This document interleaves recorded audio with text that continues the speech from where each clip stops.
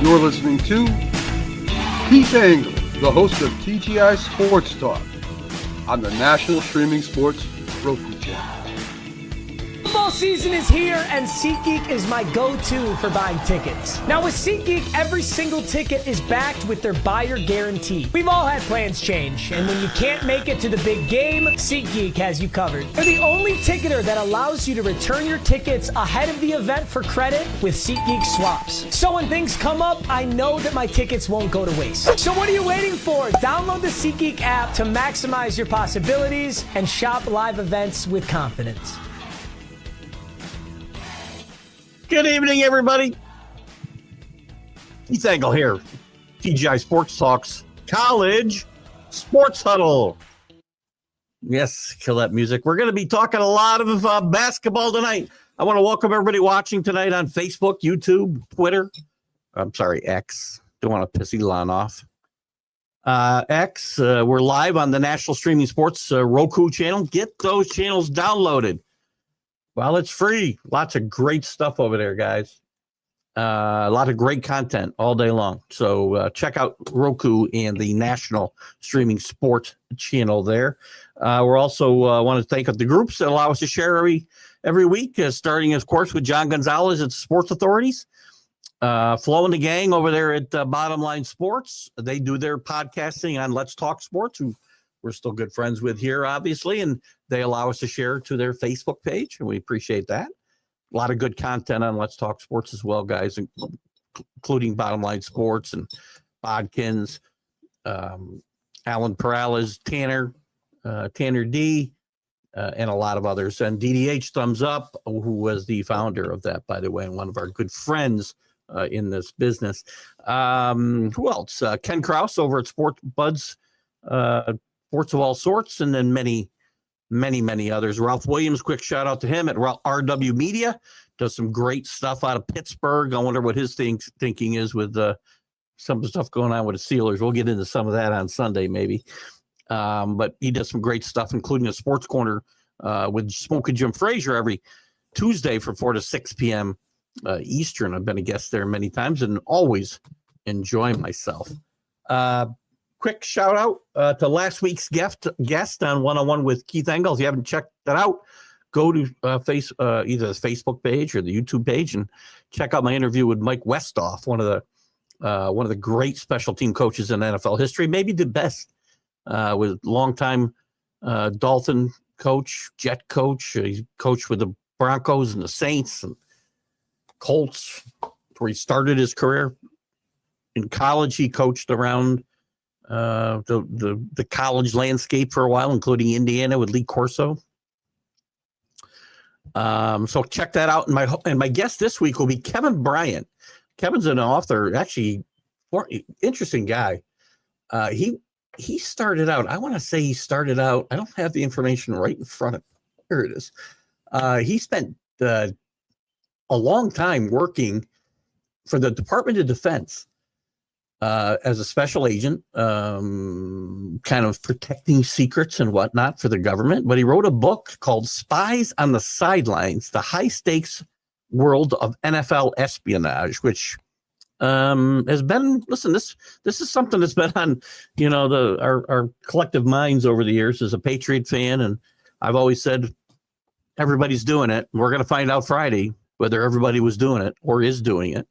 He's also got a book coming out, I think, soon. He told me about the college landscape and similar type stuff. So we'll talk to Kevin about all of that on Friday at 9 a.m. One-on-one with Keith Engle. Tonight, college basketball, guys. It's March. It's March Madness. Conference tournaments are in full swing. We've already had some interesting results. Gonzaga knocks off St. Mary's, who had owned them this year out west, and they'll be playing in their conference final. Against forget now who they're playing against. We'll look at all these conference tournaments real quick. Some big wins. TCU's out after losing to Colorado. Syracuse has won. They're going to play, I believe, SMU tonight, and they could ruin SMU's chances to get into the tournament. Syracuse has no chance, by the way, unless they win somehow, steal a bid by winning the ACC tournament. Not happening. Not happening. But we'll look at all these teams sitting on the bubble.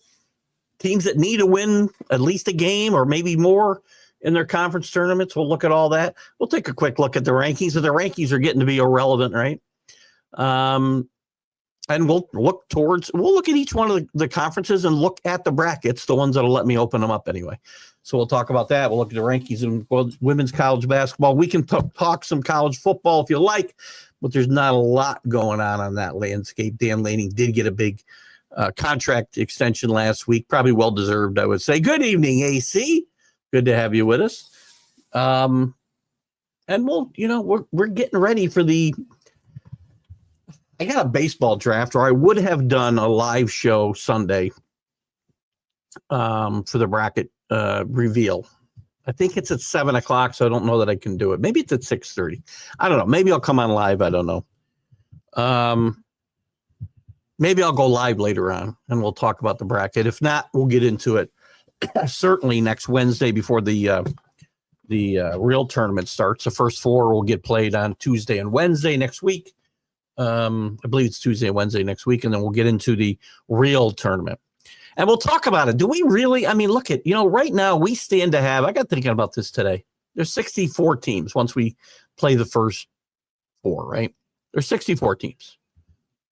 1/3 of those teams are going to come from, almost 1/3 of those teams, 33% of the teams are going to come from the SEC.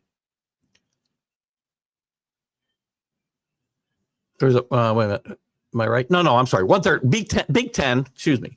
Big Ten and the SEC are going to have over 1/3 of the teams. If we add in the Big 12, the three big conferences is over half the field. Wouldn't you rather see some of the really good mid-major teams out there get in this tournament? The bottom of the SEC and near the bottom of the SEC, 14 teams. There's only 16 teams in the conference, guys. You want to see the teams that finished 10th in the Big Ten? I'm not going to get into this a lot. I was going through The Athletic today, and they're basically they're who's in, who's a lot, who's probably in, who's on the bubble, who's this and that. And they go through all these metrics, the quad one wins, the no bad losses, the lack of quad one wins, their poor conference. I'm sorry, their poor overall record, but their wins in quad one and, whatever, all these different metrics. Not one mention of conference record. I don't want to be a freaking broken record, but my freaking God. Who's sweating? Let's look at bracketology with Lenardi first. Let's start there, shall we? Right now, Lenardi, as we speak, and there are going to be bid thieves out there this weekend, without a doubt. Good evening, Rick Sherlock. Good to have you with us. I think Rick's Georgia team is probably in. They are not even any longer on the bubble, according to any of the experts. Unless they lose maybe in the first round. Last four in: Oklahoma, Indiana. I don't get either one. Sorry. Xavier should be in. Ohio State. I don't get these three teams: Oklahoma, Indiana, Ohio State. I'm sorry. North Carolina has been horrible. 1-11 in quad one. No bad losses. Their conference record is far better, even though they've had an up and down season under Hubert Davis, and we were surprised by his extension. North Carolina's got to get in over these mediocre SEC and Big Ten teams. They just do. Colorado State should be in first four out, or Boise State, one of them, in over Oklahoma, Indiana, or Ohio State. They just do. I would argue Wake Forest, UC Irvine, probably going to be out. UC Davis will be out. Dayton in the A10 will likely be out. And I'm telling you that, and again, last four buys, I gave you the last four in. Last four buys, Utah State, all for it. Mountain West, underrated. I said Colorado State also should be in. Baylor, maybe. San Diego State, good. But I'm giving you four teams in that first four out and next four out. So the first 8 teams out. Boise State, North Carolina, Colorado State, Dayton, and UC Irvine probably should get in over Arkansas, Oklahoma, Indiana, Ohio State. Maybe Georgia. Sorry, Rick. I mean, I have a problem with these teams that are 6-10, 6-11, 6-12. Oh, I know. I keep forgetting Georgia's not. Rick's not a Georgia fan in basketball. UConn in basketball. Don't sleep on UConn, by the way. They're playing better basketball these last couple weeks. And by the way, great expose on 60 Minutes last Sunday on Danny Hurley. If you didn't catch it, go back and watch it. He's an interesting cat. There's a lot going on there. His wife is funnier now. It's a great interview. So make sure you check that out. Number one seeds as we speak today. I think Duke is locked up theirs. There's a lot of talk that Auburn has locked up the overall number one seed. I disagree. If they don't win the SEC and Duke wins the ACC, as weak as the ACC is this year, I think Duke should be the number one overall seed. Does it really matter at the end of the day? No. And they'd still be playing in the East even as a second overall seed. Maybe they'd be better off. I think they'll keep Auburn in the South. I think they'll keep Duke in the East. Right now, Florida and Houston. I like Houston. I think Houston probably, without falling on their face early in the Big 12 tournament, will be number one seed.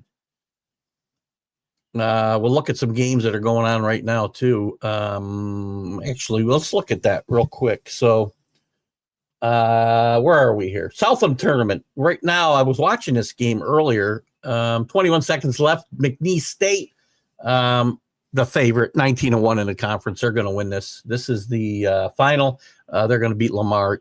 They're up by 11 with 20 seconds left. They're going to win this. We'll look at the teams that are already in too, by the way, in a second. Norfolk State in the quarterfinals of the MEAC. They're up by 10 right now, just into the second quarter over Maryland, the Eastern Shore. Ryder and Quinnipiac in the MAC conference, 54-35 right now. Quinnipiac, one of the favorites in this tournament. Iowa, listen, they'd be a big a big bid stealer if they were to advance in the Big Ten. They're right now leading Ohio State. Ohio State loses this game, they're off. They're not in this tournament if they lose this game. They're 9-11 in the Big Ten. UTEP, who Tip from the professional sports show on National Streaming Sports a little while ago, he's a UTEP fan. They're losing right now to Liberty. Liberty, one of the favorites in Conference USA. In the Big East, Georgetown and DePaul going at it. Georgetown was a great feel-good story early this year, but they really fell off later. They're losing right now to DePaul 33-29. LSU, James Martin's favorite team and a bad record this year. Mississippi State probably still on that bubble somewhere or in the tournament. We'll take a look at those probably ins and that. I think Mississippi State is kind of one of those fringe teams right now. They're under 500 in their conference, but they're up by 1 early in this game. And the other games are very early. We got American playing Navy. In the Patriot League, in the Mountain West, we got UNLV and Air Force. Baylor with an early lead over Kansas State. Big game for Baylor, I would say. This is probably a win and you're in game, I think, for them. Early, they're up by 5. Cal and Stanford in, the ACC.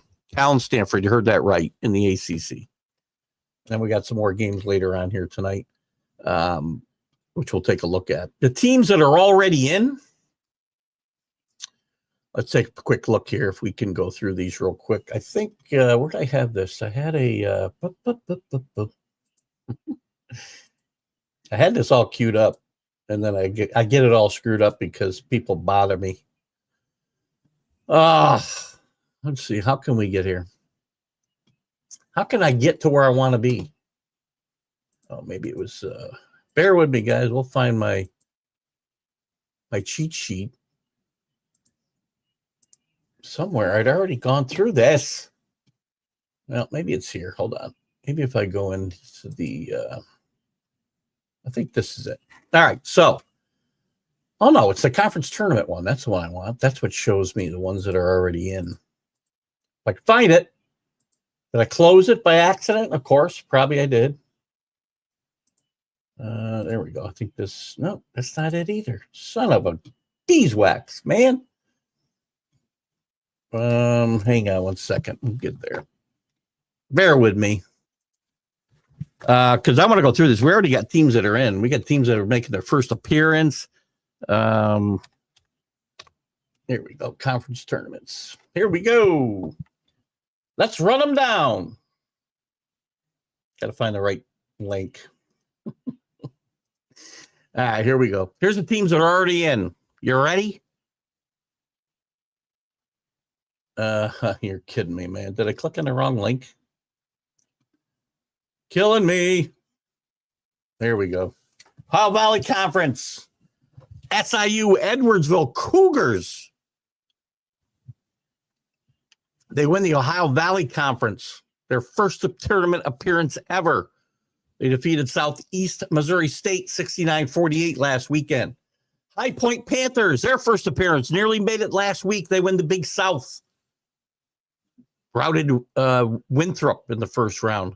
Linscomb, second appearance, their first since 2018.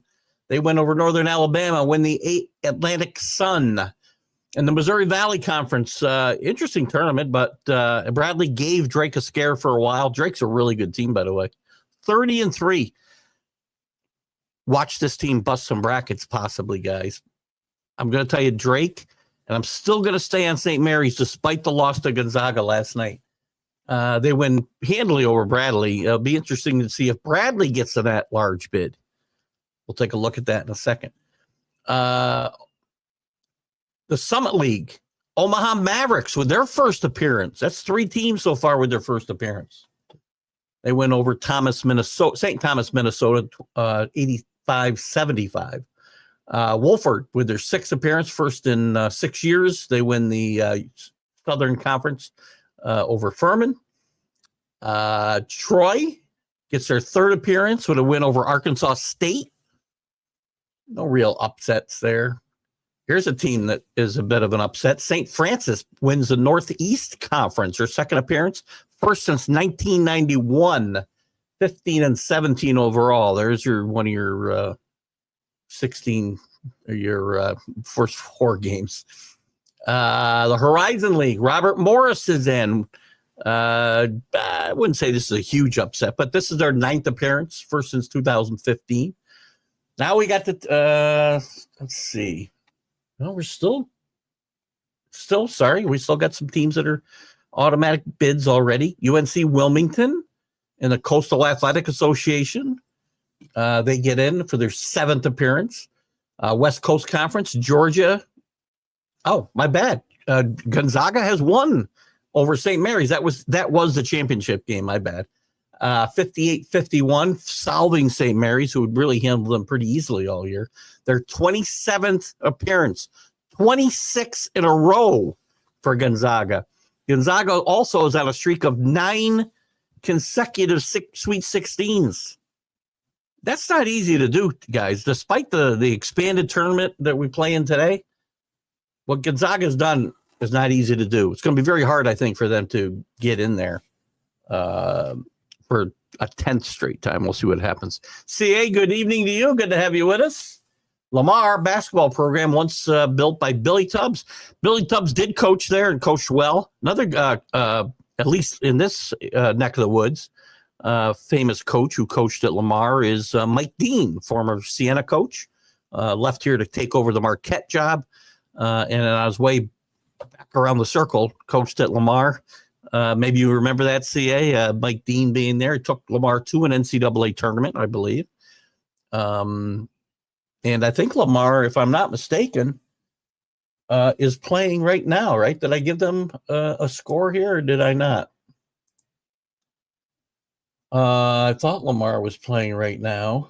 I thought I saw them on my TV. Maybe I'm wrong. Are they playing tonight? I'm going to try to go through the different brackets if we have time. I did mention Lamar. They lost just now to McNeese, right? McNeese was the favorite. Although Lamar was 14-6 in conference and didn't have a bad year. So the Bells of St. Mary lose. I still like, listen, two teams right now, Drake and St. Mary. St. Mary's still going to get in as an at-large, despite losing to Gonzaga in that conference final. They'll get an at-large bid. It'll hurt their seeding, but still a team to watch out for. A veteran team. They play really stingy defense, veteran guards. Can they put the ball in the hoop enough? 51 points they scored last night. Not good.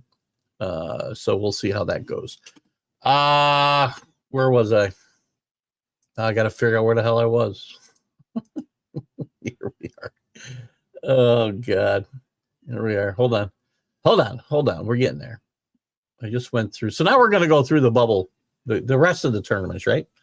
Here's some teams that have moved. This is the outlook from The Athletic, which I don't like because they don't mention conference tournament play even one, or I'm sorry, yeah, conference tournament record, not conference tournament, conference record even a little bit. Hate it. Movement in this up to lock for them. Georgia and Utah State are in according to their rankings. Should be in West Virginia. We're going to go through the individual conferences in a second. Up to in the mix, Colorado State. We talked about Lenardi's got them out. I think they're in. Dayton should be in.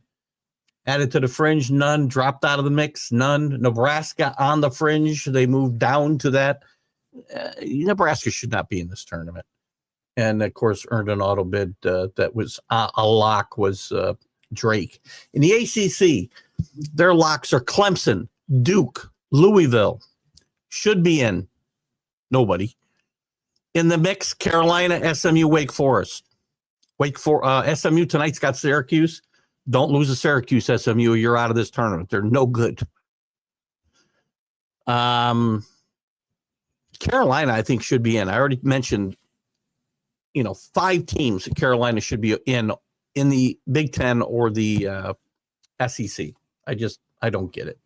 But they're 1-11 in Q1. That's their big thing. They did have a Q3 loss. They did give Duke a tough time. If they had beaten Duke last weekend, they probably would be in the tournament. They played Duke tough twice. SMU, no Q1 wins.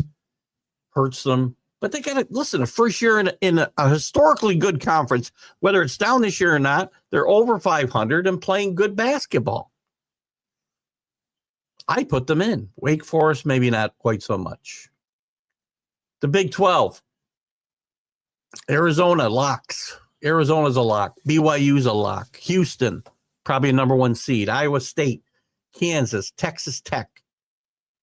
Should be in. Baylor, West Virginia, both with losing records in conference. West Virginia's played good out of conference. That's what we really focus on in these at-large bids. And remember, half this tournament, if it goes to, let's see, let me scroll down here for a second. Did they give their count? I don't know. Lenardi does. Let's see what his is showing right now. His count shows 13, 10, and 8. By my count, that's 31 out of 64 bids. There'll be 68, but we're going to say 64 with the play-in games. Almost half this tournament is from 3 leagues. Is that what we want to see? I mean, it's fine if that's what you like.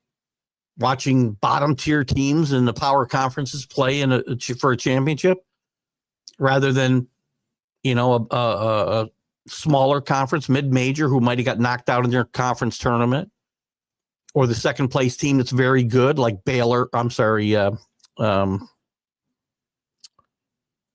Baylor. Who did Drake play? Bradley, who Drake beat in their conference tournament.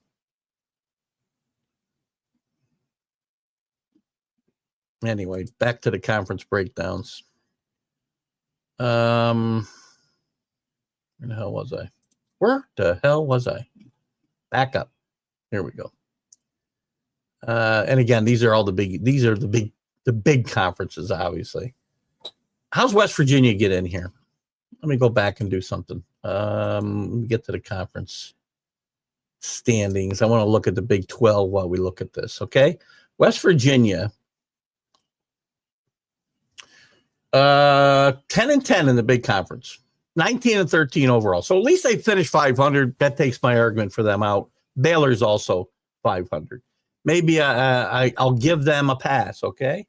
TCU is under 500, knocked out. They lost to Colorado yesterday. They're out of the tournament. 3-17 in conference was Colorado.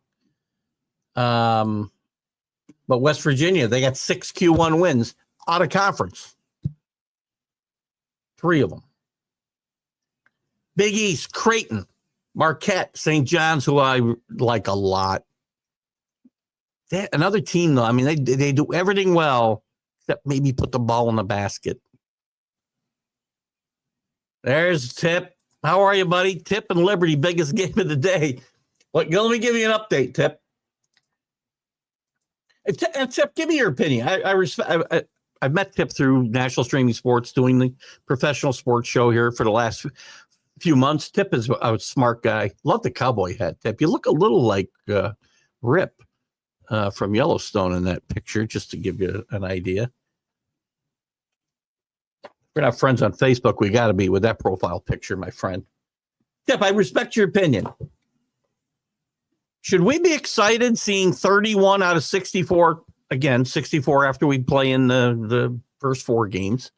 31 or more, potentially 32 or 33 teams from the Big 12, the SEC, and the Big 10. And see teams, the 10th best team. I'm sorry. We could have as low as many as 14 from the SEC potentially. I don't see it happening.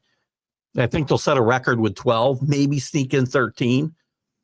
Not that I agree with it, but should I care that the 13th best team in the SEC is playing for a national championship? Or would you rather see the Bradleys get in? Let me look. Your Conference USA. Just for, again, I know you took a shot at your own conference last year or during the show today, but let me just look at Conference USA. Liberty's got a really good basketball team, 25-6. I mean, if they were to lose this game and lose this tournament, I think they should be rewarded for a good season. But we're going to reward the 13th best team in the SEC, the 10th best team in the Big 10, the 9th best team in the Big 12. It just drives me bonkers. And as I go through these and we look at these, locks and should be ins and in the mixes, and I go through, look at the case for each one they'll give. Not one mention of conference record ever. It's always out of conference. It's Q1 wins. It's KenPom. It's all these metrics that nobody understands. Again, I get it. Is West Virginia probably better? Let me see. Take a better case. Oklahoma. I see your comment, and I saw Tip did put a comment, so we'll get to that in just a second. Let me look real quick at these teams in the SEC that are still in the mix, because this is the most glaring issue to me.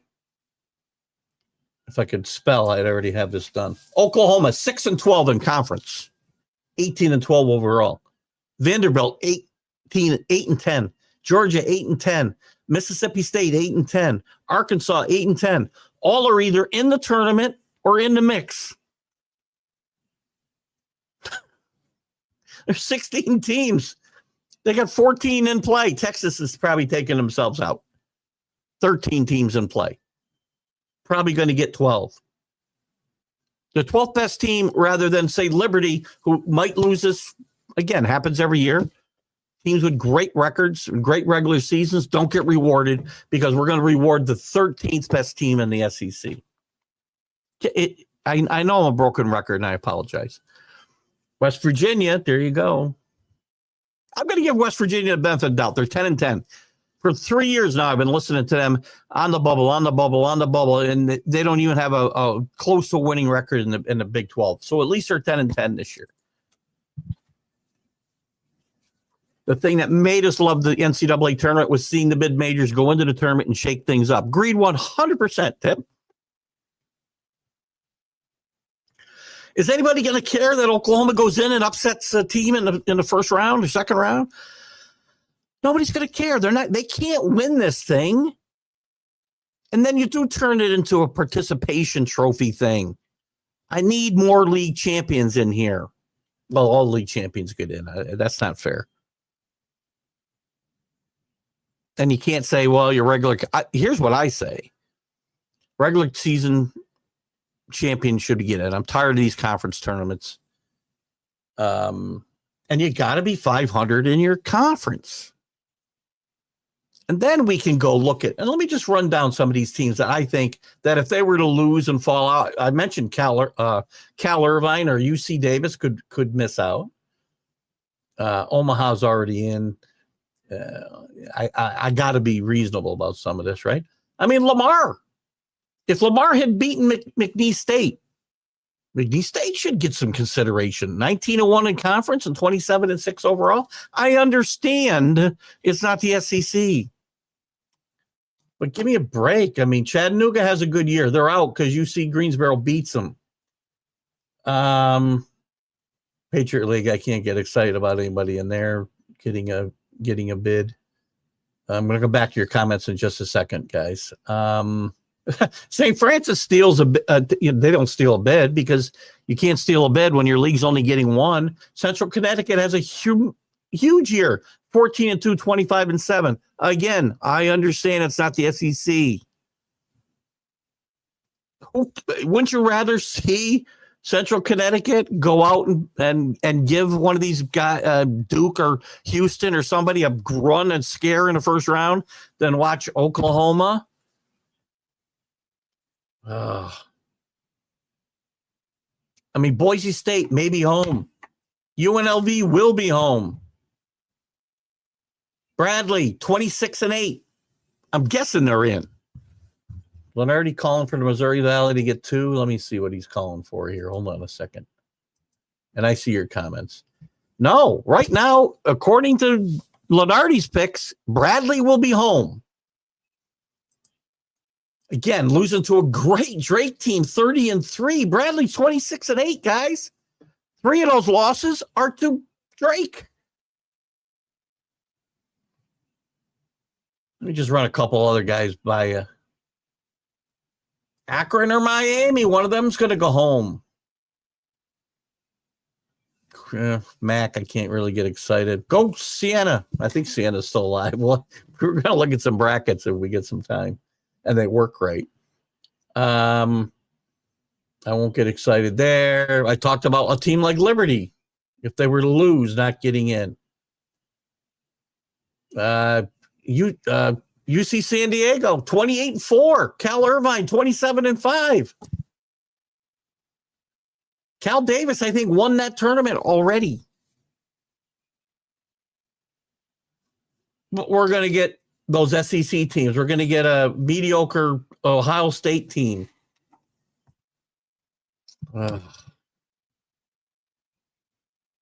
High Point gets in, but if they'd lost, just looking at a couple other quickly. Again, Xavier on the bubble, 13-7 in the Big East, 18-13 overall, but we're going to take the 14th best team in the SEC. Villanova, over 500 in the Big East, 18-13. Not even a consideration unless they win this tournament. ACC, even with a down year, Wake on the bubble, Carolina on the bubble, SMU on the bubble. Stanford, not even mentioned, over 500 in conference, 19-12 overall. That's a big conference. The A10, VCU, got to get in, win or lose the A10. Dayton should be in. George Mason won't even get a mention. They're 24-7. This isn't a bad basketball conference, EA10, guys. Get myself so excited about this stuff, man. The North Texas Mean Green. They're going to have to win this tournament. The AAC is going to be a one-bid league unless Memphis gets beat. By the way, this also sets up, there's an advantage for Memphis to lose this tournament. Yeah, they get a worse seed if they get in the tournament, but the league itself will get 2 bids. People don't think about this stuff. Bryant. So again, you see where I'm going with this. And I know I'm a broken record and I apologize. Week in and week out, I have the same freaking argument with myself. Rip. I'm going to call you Rip. From now on, I'm calling you Rip. Kidding. The more we give the big conferences, the more the NCAA tournament loses its soul. 100%. We're talking about expanding it to 72 or 76. It could happen as soon as next year, if not the year after. And you know where those bids are going to go? Again, now I'm going to have the entire SEC in. Do you think the mid-majors are going to benefit from this? Or even the smaller conferences? Lower than mid-major? You think they'll benefit from this? Of course they won't. So different than football. The big conferences want to expand so they get more of their teams in and get a bigger piece of the pie. It's not because Oklahoma and Mississippi State got a chance to win the national championship. Again, are those games going to be any more entertaining than watching a Liberty take a shot at a Giant in the first round? Or watch Drake make a run at the Final 8? I'm telling you, they're going to. Remember where you heard it first. St. Mary's, don't take them lightly either. God, right? 36-26, Liberty at the half. Go UTEP. I was a big UTEP fan, and Tip, I know you're a little bit younger than me. I'll be 65. I'm in my 65th year. By the way, which 168 days, 6 hours, 22 minutes, and 42 seconds of work left. And this guy will be retired, assuming I don't lose my entire retirement in the next 5 months. No, we're going to take care of that Thursday. Kidding. Anyway, I was a big UTEP fan. Not a big UTEP fan. I rooted for the team. I enjoyed Don Haskins' run there. He had some really good teams. We know that in 1966, he fielded the first all-black starting lineup in a NCAA tournament game, and certainly an NCAA tournament final against the all-white Kentucky team of Adolph Rupp. Really great movie, and I cannot think who played Don Haskins in this. God, his name is Joshu. Come on, Tip, help me out. And then he had some really good teams in the 80s and 90s before he called it a career. Don Haskins did. Really good, underrated basketball coach. Josh, well, I just had it. Good movie if you haven't seen it. I can't think of the name of the movie either. If this show ever needs a radio voice, there's our boy, our radio voice from Canada, Chris F. Grave. Welcome, Chris. Good to have you. Happy birthday to you. I know it was your birthday here a couple days ago. Happy birthday to James Martin. I don't see James with us yet, but happy birthday to him today. Chris's was, I think, yesterday. I get my days mixed up, Chris, but hopefully it was yesterday. Tip says only in football should we care about the big conferences because it's about money. The NCAA tournament feels like it, like the last college event with a soul connected to what we love about collegiate sports. I agree 100%. And Rip, Tip, I don't know if you're a Yellowstone fan or not, but now I'm not going to be able to help myself, Tip. If you watch my shows, I mean, I've been a proponent of, even in football, we're a college sports show. We can talk college football as well. They're going to expand that to 14 or 16 teams, and they're going to guarantee the big conferences get four for the Big Ten and the SEC. I don't want to see that. There's going to be years you get really shitty teams, excuse my French, getting in there at the expense of teams that win championships. There's only 10 conferences in major college football. I still will say, at the risk of Basement Bob again reopening a lawsuit against me, I didn't say this was my idea. I said it's an idea that I've heard dozens of times. I didn't read your book, Basement Bob. Only you and your mom in her basement read your book. But I'm in favor of 16 teams. All 10 conference champions get in. Make it a championship tournament. Happens in basketball, and there's 30 whatever conferences, 28 conferences, whatever it is now. All 10 conference winners get in. Then 6 at-larges. That's enough to cover all the best teams in the country. And if it's not, play better. Now, as Tip says here, you've got a true championship tournament with some soul. And not what our good friend John Lalonde.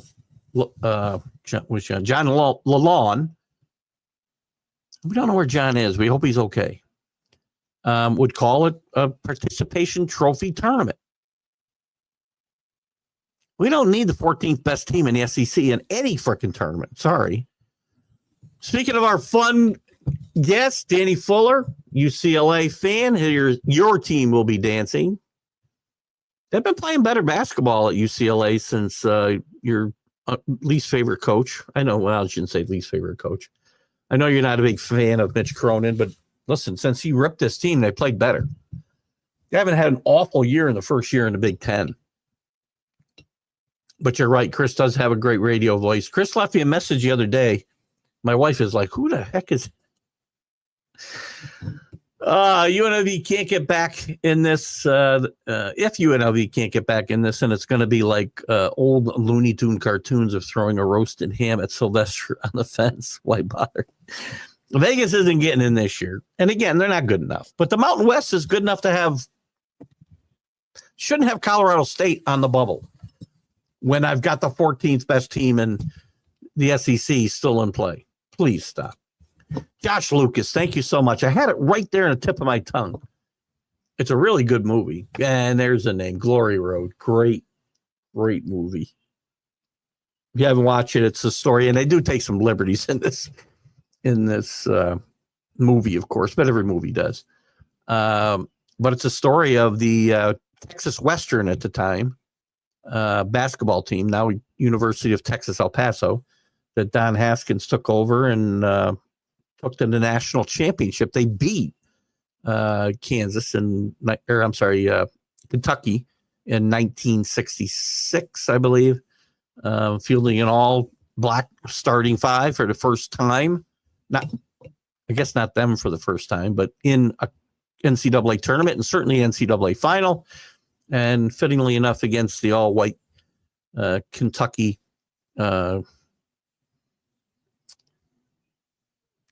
basketball team of Adolph Rupp, a well-known, never mind.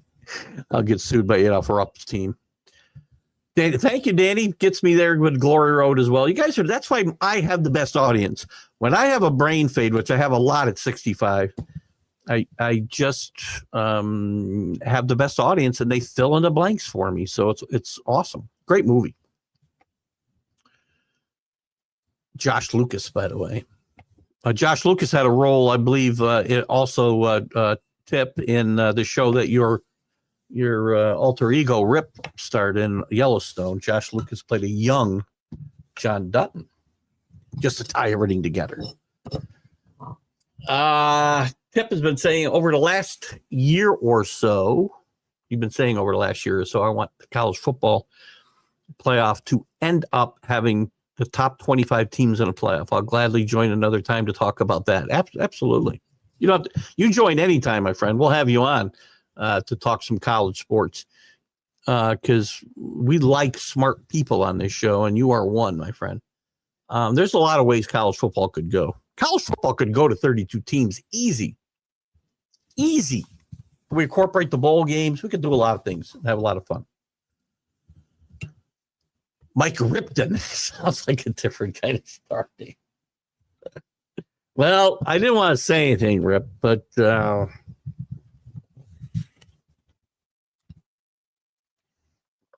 if the day job doesn't work out, I'm sorry.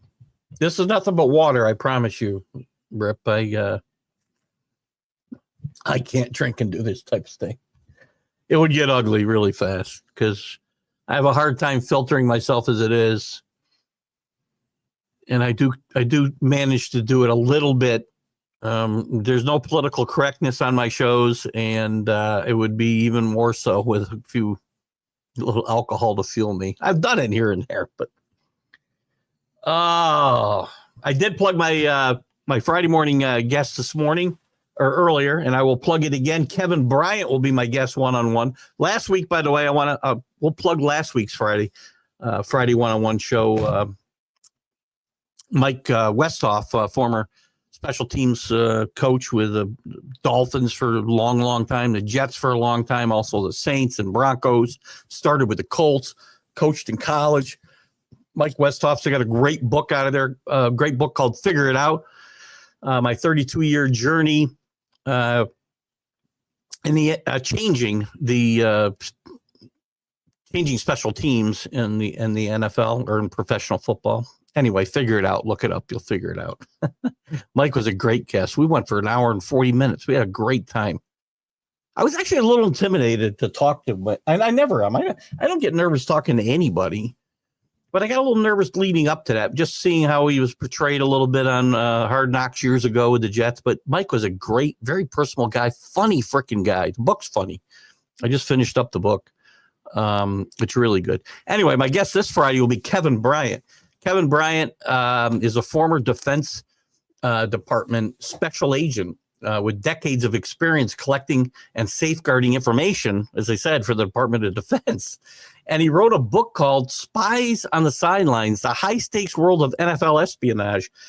And Kevin and I hooked up a couple of years ago, and we never he reached out to me on Instagram, and then somehow I was going to have him on, and we lost track of each other, and I just was going through some old messages and found one from him and apologized for losing track of him. And we're going to have him on this week. He's in the process, I believe, of writing a book similar about the college game as well, which this is kind of prescient because we know I'm a Patriot fan. So I'll get to test my theory that the Patriots and also kind of bring it to the college level, the Michigan Wolverines, we're doing nothing under Bill Belichick and Jim Harbaugh that everybody does. Everybody does it. Everybody's trying to get a competitive edge. Everybody. We'll put that theory to the test with Kevin Bryant, author of Spies on the Sidelines, on Friday. So there you go. Thank you for having me push that again. CA, I would have done it at the end of the show, but thank you for that. The drink helps you filter yourself.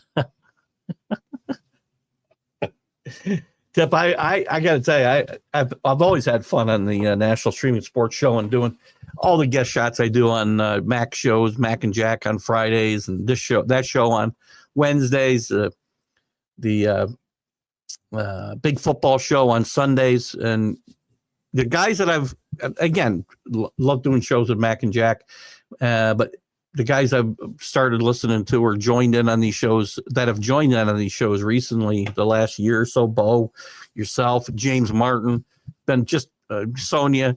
It's just been a lot of fun having you guys, and it's a fun hour when we do that.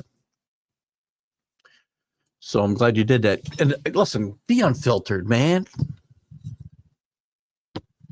I will sometimes go off. There are times I used to do a vlog called, just my weekly vlog. And whatever was pissing me off that day or that week, I would just go off on it. Some of them were just like epic rants. And now I do them within my shows. Sunday's the day I usually go off. Somebody will push that button that sets me off. We have a lot of fun doing it. The radio guy in me still feels like the FCC is listening at all times. Well, no, Big Brother's listening, but I wouldn't worry about that. I have found out that I think, the Nazis on Facebook, where I've lost. Well, they took my show down a couple of times, but because you say something and they take it totally out of context, right? But the Nazis seem to have faded into the woodwork on Facebook. Anyway, I'm trying to really, when I retire in August, we're going to work on these other platforms. I've done really well on Facebook. I mean, as we've talked about, since football ended, viewership on this show's dropped off a little bit, but we still do about 15 on Facebook, 1,500. We do about, I don't know, I get 10,000 views probably a week to all the shows that I do. That's not bad. Look, it's not Joe Rogan, as I say, but it's not bad. But I can't seem to get that viewership on Twitter. I'm sorry, X. Sorry, Elon. Don't send Doge after me. Or YouTube. I have trouble. I mean, I got 3,000 followers on Facebook, and I got 70 on YouTube. I got 70 on X. I got to figure out how to leverage those platforms so that we can. Again, I've been pissed at Facebook for a long time, and we are starting to get some monetization from Facebook. I don't know how. I mean, just views and engagement and whatever other parameters they do, and stars we get from some of you guys that add up to a few bucks, and even Facebook just sending me basically pennies. But I made about $15 this year. Facebook sending me money for monetizing the show, and how I've done it, I have no idea. I haven't spent that $15. I'm saving it. I am retiring after all. So, Tip, I've enjoyed every minute of interacting with you on the shows, just so you know. Let's look at, I want to look at a couple of things here. Did we get through looking at what I was looking at, by the way? Jesus, I get so... Oh, I was on the Big East. I didn't even finish up. Xavier should be in, right? But they won't be. Watch St. John. St. John's a great story with Rick Pitino. Rick, you can say what you want about Rick Pitino. Rick Pitino turns every team he goes to around. He's now going to take, I want to say, his sixth team to the tournament, or is it 7? BU, Providence, Kentucky, Louisville, Iona, and St. John. 16, a record to the NCAA tournament. Tremendous coach. You can say whatever you want about him. He's a bit of a polarizing figure as we talk about Jim Harbaugh and those types of people. Nobody coaches a team and gets them to play at their best like St. John's, or like Rick Pitino, and he's done again at St. John's. This team has a little trouble shooting the basketball. They don't shoot threes well, which, by the way, I like St. John's. I think St. John's is going to make a run at the Final Four. If something gets in their way, it's going to be they don't shoot the three very well, and you got to shoot a high percentage of twos if you're not going to be able to keep up on threes. But they play tenacious defense. If they can keep teams in the ballpark, in the building on three-point shots, and they defend it well, St. John's will have a chance at this Final Four, but it'll be their inability to hit their own threes that'll hinder them potentially. But I like this team a lot. And don't count out UConn. Again, great expose on 60 Minutes on Danny Hurley, another guy people love to hate. I know John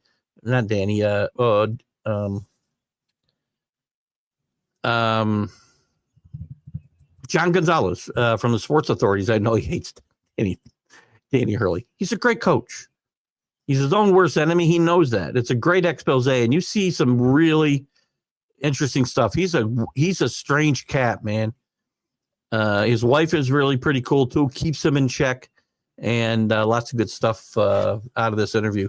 Don't count this team out. Playing better basketball, they get a decent draw. Anybody gets hot, wins 6 games. And this isn't the same, by the way. They're not getting some free pass like Oklahoma. They've earned their way into this tournament. They've had a couple of rough stretches. They're not nearly as good as the teams that won this championship, obviously, the last 2 years. But they got one of the best coaches, arguably at the moment, the best coach in college basketball. And it's interesting that the best coach of college basketball has got some interesting names on it. Guys that have had checkered pasts like Kelvin Sampson, Rick Pitino. Danny Hurley is who he is. Rick Barnes, who's never won a national championship. His teams play great defense, can never seem to score. It's going to be interesting. Tom Izzo back in the spotlight with Michigan State, winning the Big Ten championship.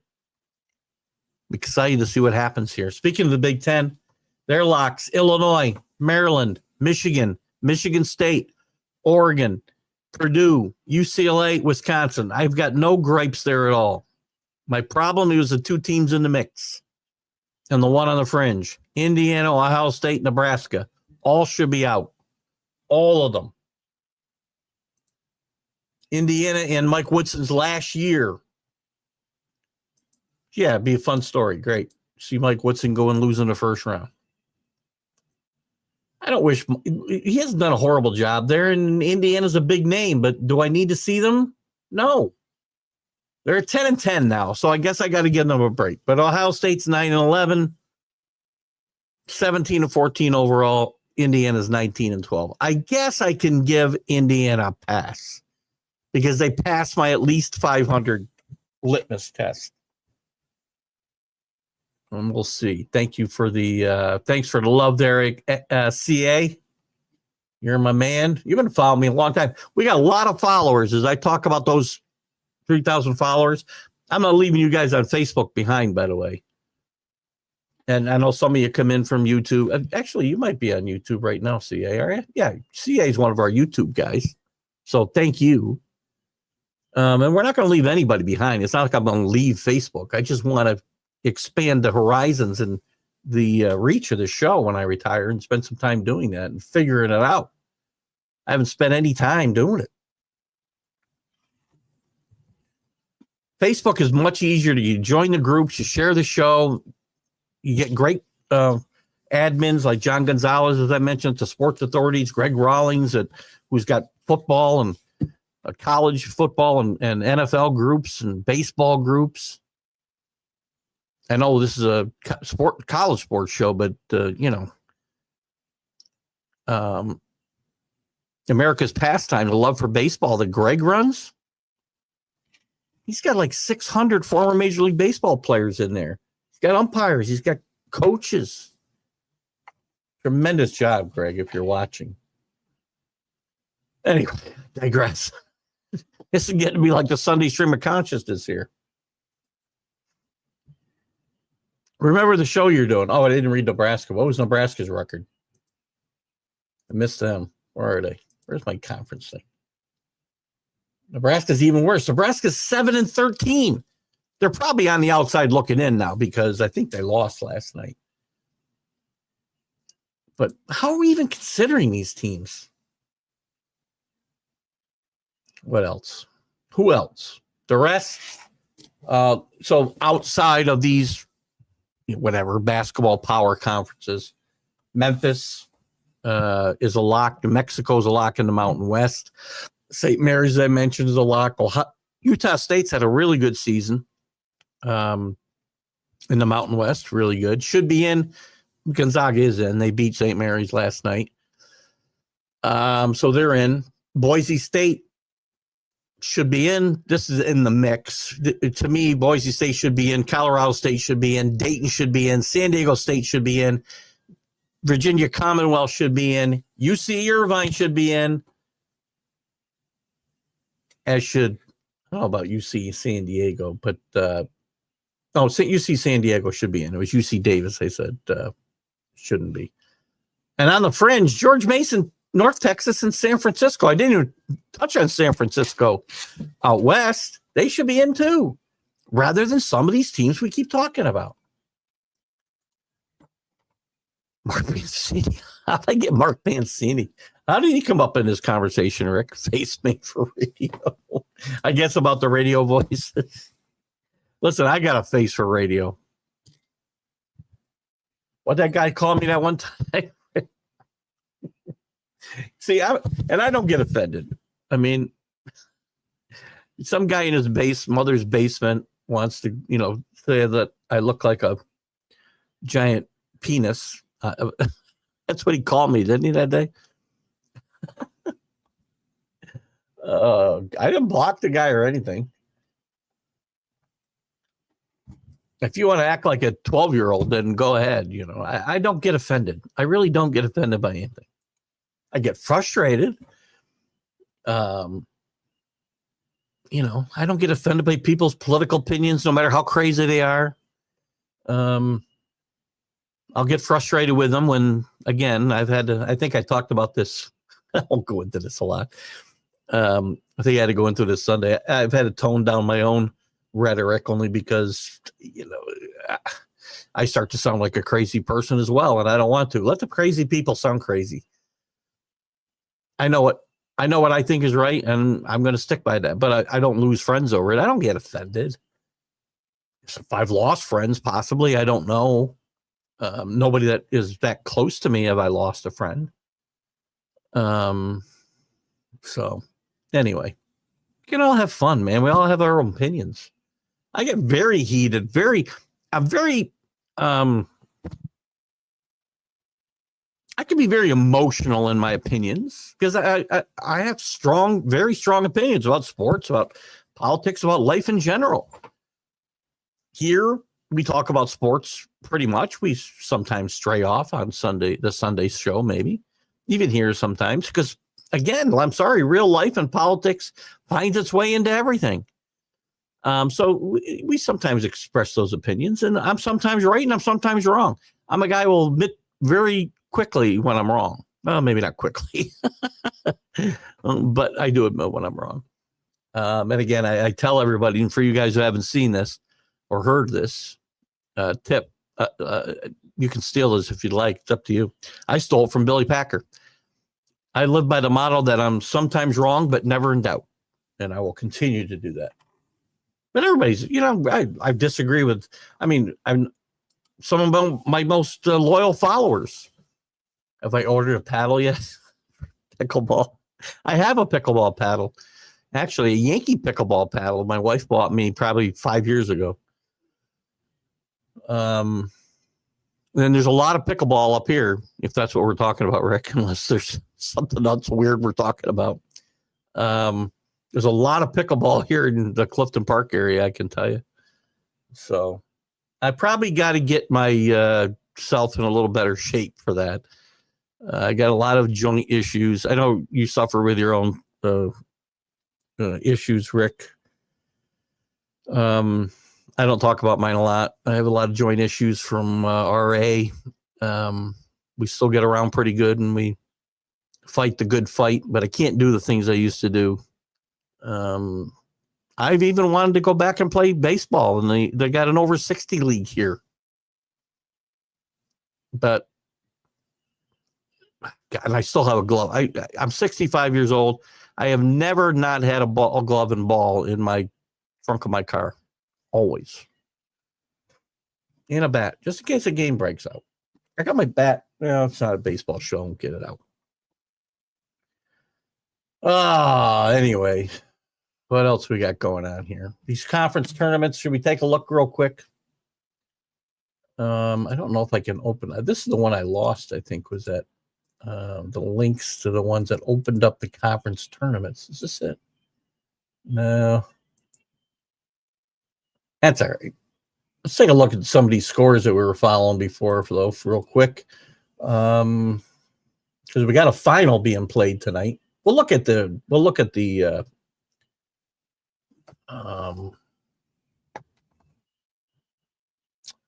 schedule. Anyway, here's Texas did beat Vanderbilt, by the way.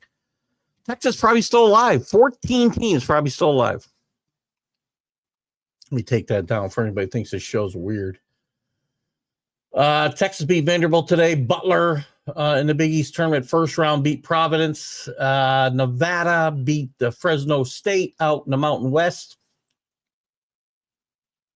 LaSalle and Fran Dunphy's swan song out there in the A10 tournament beat UMass in the first round. Lamar did lose to McNeese State, as we talked about. As CA pointed out, Billy Tubbs was a former coach there, as was Mike Dean, one of our favorites here in the upstate New York area. Iowa State beat Cincinnati. Davidson beat Richmond in the first round of the A10. By the way, Iowa State, obviously one of the possibilities to take that Big 12 championship. Georgia Tech beat Virginia in the second round of the ACC tournament. Charlotte beat Rice. Both teams are awful in the AAC first round.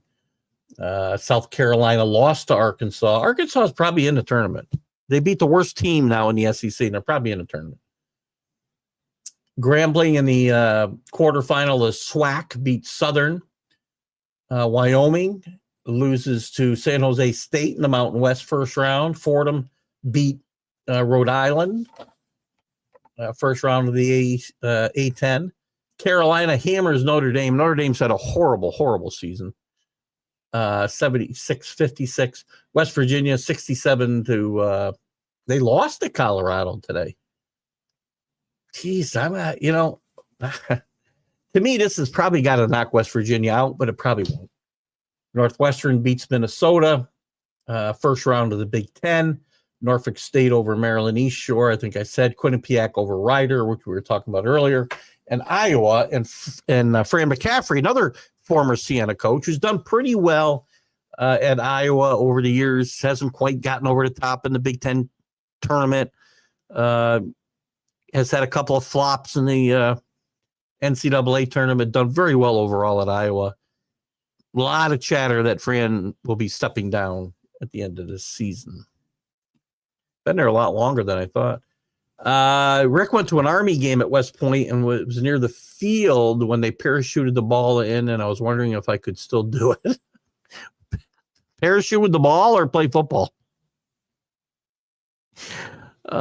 Maybe you talk about that. Are you a parachuter, Rick? I didn't know.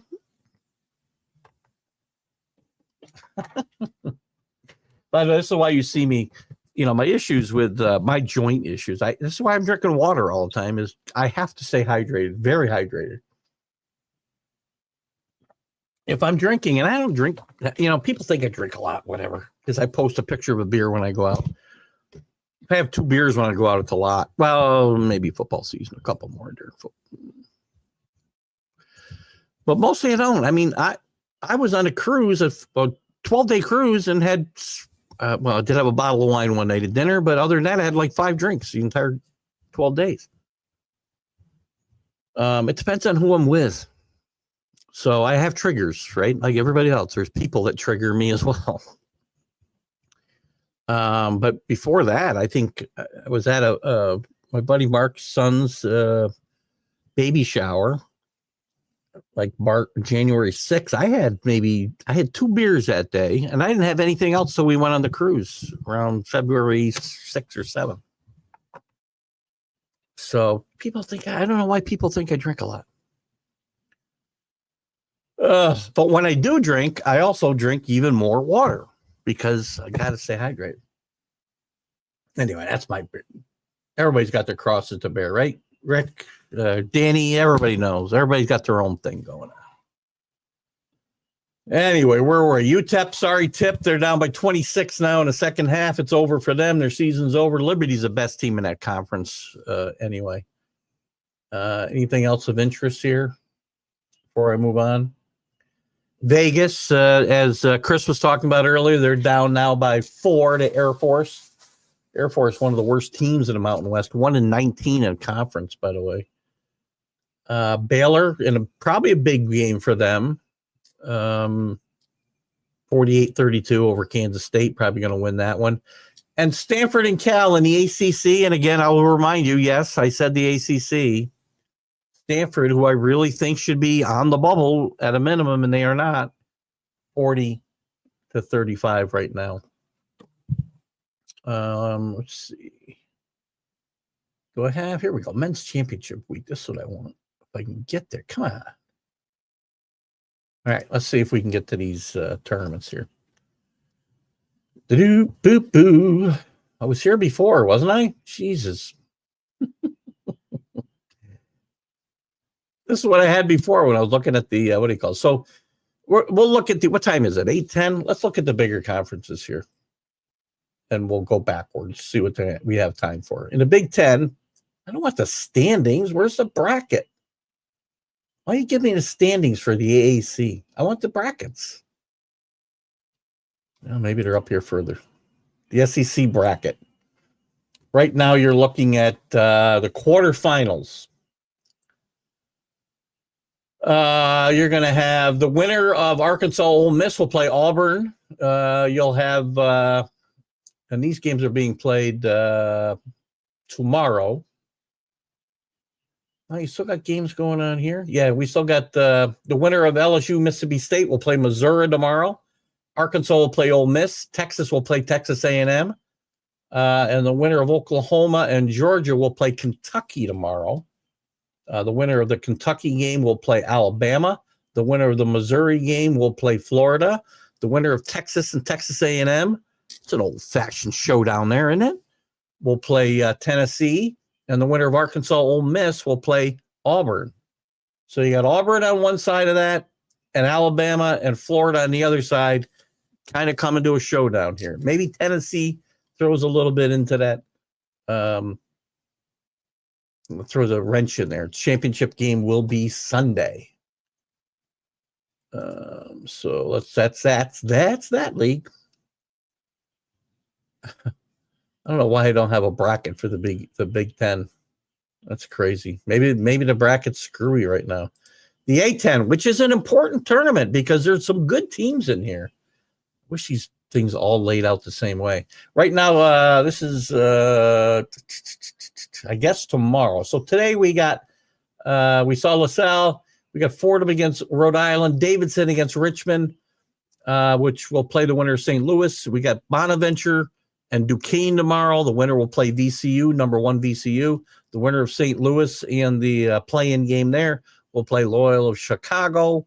You got George Washington will play the winner of Rhode Island Fordham. They'll play George Mason. And the winner, LaSalle won, so they'll play St. Joe's. And the winner of that game will play Dayton. So you got the number 1 seed VCU on one side, the number 2 seed George Mason, and 3 seed Dayton on the other side of this bracket. All 3 of those teams ought to be in the tournament in my mind again. One more time, I'll say it. I don't get it. Sorry, every time I hit the back button, I've got to go back to where I was. I'm sorry we can't get the bracket on that. Do we care about that one? I don't. The WAC, I'm not going to follow that one. The Big West. ACC. Let's take a look at that one. All right. So we've already had, we've got the second round, which is being played today. Georgia Tech beat Virginia. They're going to play Duke tomorrow. Notre Dame gets beat by North Carolina. Carolina will get Wake Forest. That could be a play-in game. Or, play-in or an elimination game, however you want to look at it. That could be the case. I think North Carolina should be in already. Stanford will play Cal today. As I said, the winner will play Louisville tomorrow. And you got Syracuse and SMU later. SMU is probably going to win that game. They'll play Clemson, who's playing really good basketball, by the way. So you got number 1 Duke on one side. You got 2 Louisville, another team playing good basketball. And the 3 seed Clemson. They'll play that championship game Saturday night. Lots to look forward to here, guys, going forward. I don't know why I don't have a bracket for the Big Ten. Probably because they expect all their teams to get in. Let's look at the Big 12, shall we? Big 12. We'll jump around here. If you're interested in the league, just let me know. Are you doing a TGI bracelet this year? Oh, bracket bracelet. I will. Yes. Rick, do me a favor. Send me I don't know that you have my phone number, but if you have my phone number, send me a text because I'll remember, or send me a messenger to remind me. I'll try to remember to go up and set it up. I'll set it up tomorrow morning and post it to the site. I'm glad you reminded me. We still got some time. I meant to do it last week, but it's hard to do it anyway. So, Paul Spada, how are you, buddy? Out in Wisconsin. Good to see you.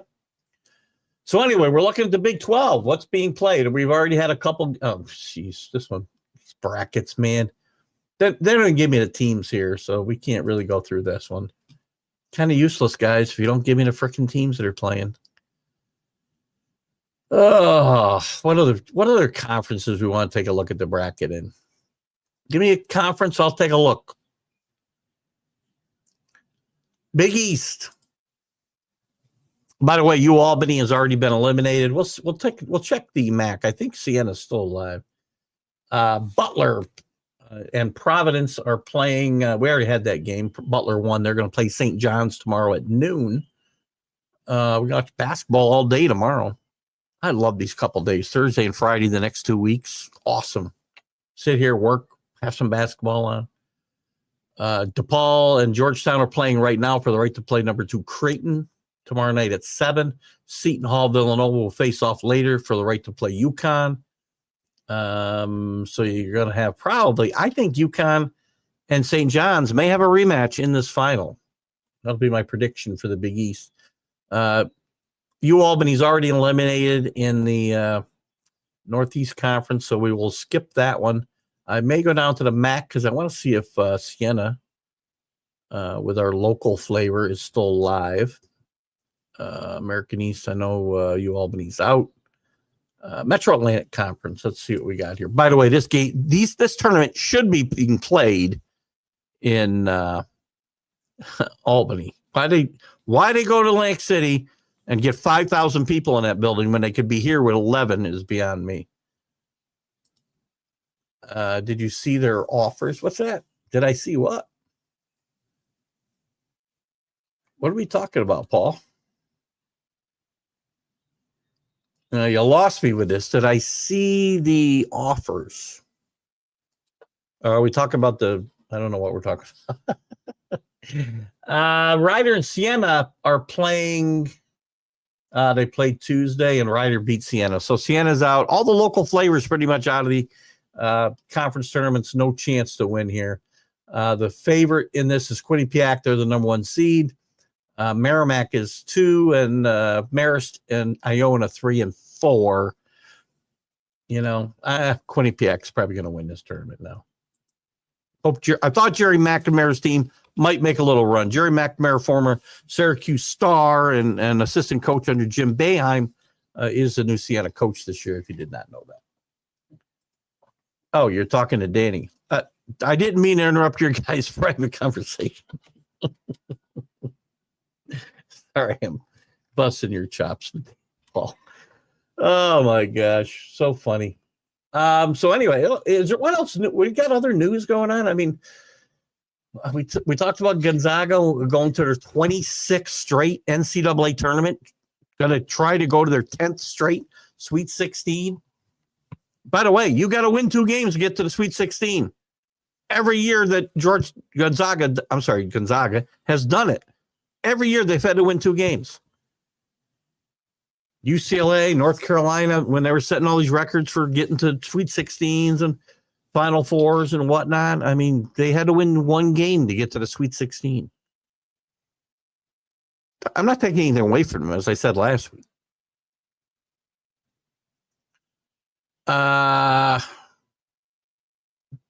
We talked about Danny Hurley, Bobby Hurley, who's been the subject of some speculation out at Arizona State, is expected to return next year. 76. We're talking about Big Ten's Commissioner Yormack. Says 76 sounds like the right number. Yeah, because you're going to get 3 more teams in.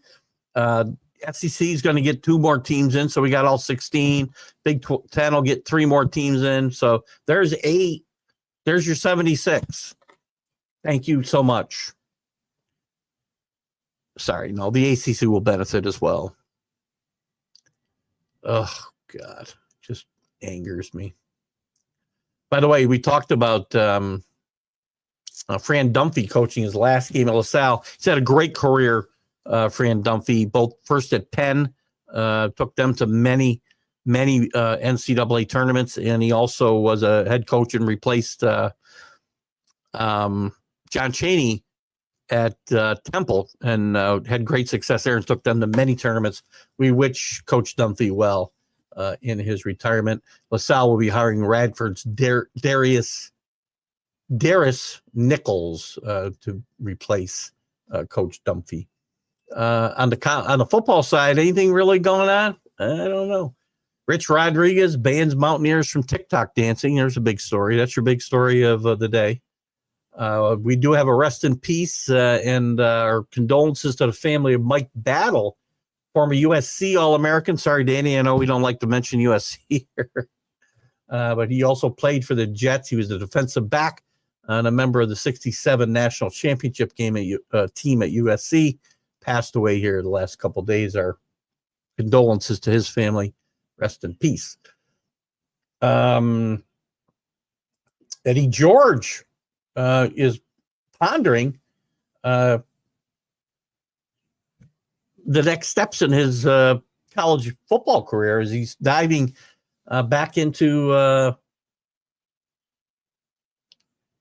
what was he doing here? Oh, I'm trying to figure this out. Sorry. He's been named the Bowling Green coach. He was coaching. Where was Eddie George? Was already coaching, wasn't he? Scott Loeffler left Bowling Green, as we know, to become the Eagles quarterback coach. I think George was coaching. Where was Eddie George coaching? Tennessee State for the last 4 years. He's 24 and 22, so he'll be coaching at Division I level at Bowling Green next year. So big trend towards former players in NCAA college football. I don't get it. Michael Vick, Deshaun Watson, not Deshaun Watson, good grief. Deshaun Jackson, Eddie George. We already have Trent Dilfer at UAB. Interesting movement down here as well. Okay, you guys, it's funny. I can see if you're having a conversation, I'm only seeing one side of it, so it's kind of weird. Kind of weird. Danny's comments aren't coming up. Danny, are you commenting somewhere I can't see? So if you put comments up, Danny, I really apologize because I'm not seeing them. I wonder if I look at. Let's see. Let me just look at something. See if I can see Danny's. If I'm missing any of Danny's comments. It looks like a lot of them aren't coming up on TGI Sports Talk. What time is it? 8:23. We're going to wrap it up here in a second. I feel bad if I've ignored any of Danny's comments because Danny's. Yeah, I don't see. It's funny. I go in here and I see Paul's comments, but I don't see Danny's. Says there's 11 comments, but all I got is Danny's. That's on my personal page. So my apologies, Danny, if you've been commenting. What else? Big 12's moving 10 games to Friday nights. I mean, we're going to have a lot of college football, man, pretty much every night of the week going forward. The more these streaming services get involved, you're going to see more games on Tuesday, more games on Wednesday, more games on Thursday. It's going to be interesting. Heupel values the spring game big stage for the Vols. Some of these teams are getting away from the spring games. I believe it was Texas that said they wouldn't be playing a spring game this year, along with some other big schools. And there's a few other things. There's some stories that we can get into at some point once the college basketball's over. Some new college coaching rankings are out by some of the football writers at The Athletic.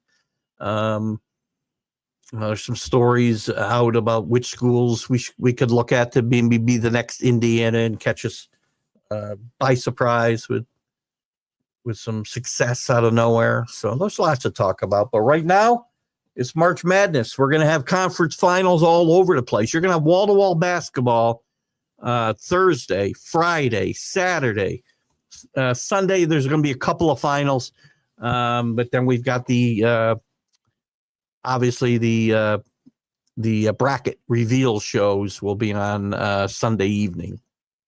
I've also got a baseball draft. One Saturday, myself in person, and then one online Sunday night. So busy weekend for me. College sports, fantasy baseball drafts, and more to come. Guys, we'll be on Friday with Kevin Bryant, as I said, the author of Spies on the Sidelines, the high stakes world of NFL espionage. We'll have Kevin on. I don't know if we're going to do a MLB update this week because I may have a work commitment in the 3:00 hour. So I may either do a different time or we may preempt it this week, and we'll see what kind of news is going on, and we might be able to do that but in any event, we will see you Sunday morning with our favorite 2 hours, the Sunday Stream of Consciousness. So please join us then. Keith Engle signing off. TGI Sports Talks, College Sports Huddle. You guys have a great night. We'll see you Friday morning. Bye-bye. Football season is here, and SeatGeek is my go-to for buying tickets. Now with SeatGeek, every single ticket is backed with their buyer guarantee. We've all had plans change, and when you can't make it to the big game, SeatGeek has you covered. They're the only ticketer that allows you to return your tickets ahead of the event for credit with SeatGeek swaps. So when things come up, I know that my tickets won't go to waste. So what are you waiting for? Download the SeatGeek app to maximize your possibilities and shop live events with confidence. Keith Engle, the guy with the sports talk show. On the internet, he's the guy that we all know. If you love your sports, he's the guy for you. He has lots of shows on Roku. Keith Engle with the TGI Sports Talk Show. You're listening to Keith Engle, the host of TGI Sports Talk, on the National Streaming Sports Roku channel.